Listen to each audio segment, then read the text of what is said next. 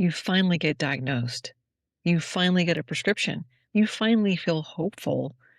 And then you start the medication and you feel worse, more anxious, more inflamed, more bloated, more foggy, and just more off. And you tell your doctor and you're told it can't be the medication.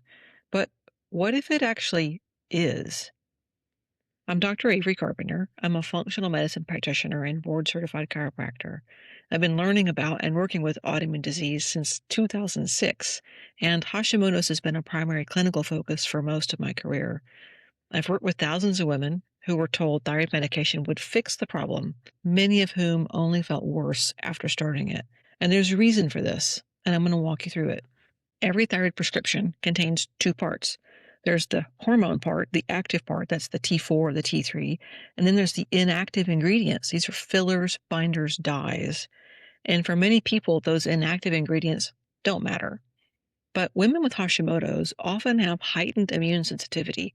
They're more reactive, more inflamed, more prone to gut dysfunction.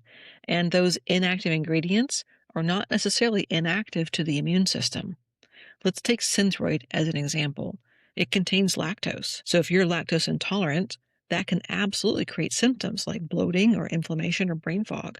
And the generic form, levothyroxine, is made by multiple manufacturers. Each uses different fillers. Some contain lactose, some contain cornstarch. If you're sensitive to those, you can feel worse. Another issue can be artificial color additives. These are known to trigger reactions in certain individuals, especially those with autoimmune or inflammatory conditions. Most strengths of thyroid medication contain dyes because the colors are used to differentiate dosages. In the United States, the 50 microgram tablet is typically dye-free across brands. So for patients who are sensitive to color additives, that can be a useful workaround to discuss with your doctor and pharmacist. But most doctors never think to look at this. Most doctors are focused on your TSH, not the ingredient label, not the sensitivities that are common with autoimmunity. And if you're reacting to fillers or dyes, your labs might look fine while you feel terrible. That's the disconnect.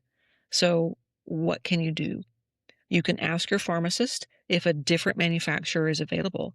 You can ask your doctor about brands like Levoxyl or Tyrosint. Tyrosint is a gel capsule that contains only levothyroxine, gelatin, glycerin, and water. It's one of the cleanest T4 options available. You can also consider working with a compounding pharmacy, and they can help you eliminate dyes, lactose, corn, and whatever other fillers you need.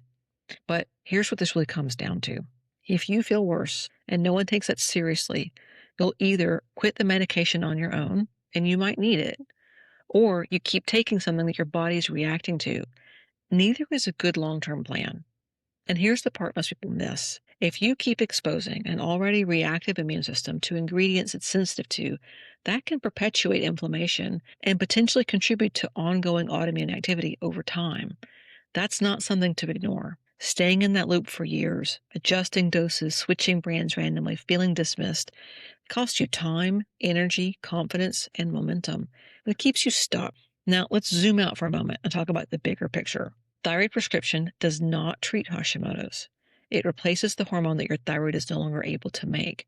That can be necessary. For many women, it absolutely is. But it does not heal your thyroid, nor does it address the immune attack from Hashimoto's. It does not address inflammation. It does not address gut health, nutrient depletion, infections, or nervous system dysregulation, all of which are really common with Hashimoto's. And if those things aren't addressed, you may continue to feel unwell, and the autoimmune process can continue unchecked, even with the medication. To me, the best case scenario is that you improve your overall health enough that your thyroid becomes more stable, and your doctor may even be able to reduce or stop your medication over time. Now, that's not possible for everyone, but it is possible for some, and I've seen it happen many, many times, and that's worth knowing. So if you started thyroid medication and you feel worse, don't panic. It may be the fillers, and with the right people on your team, you can work around it. The bottom line in all of this is don't settle for feeling worse. Do everything you can to feel better. It is absolutely worth it to feel better. If this was helpful, please take a moment to click the like button and subscribe to the channel. You'll be telling YouTube to share this education with more women who need help with their Hashimoto's, and I appreciate it more than you know. I'll see you next time.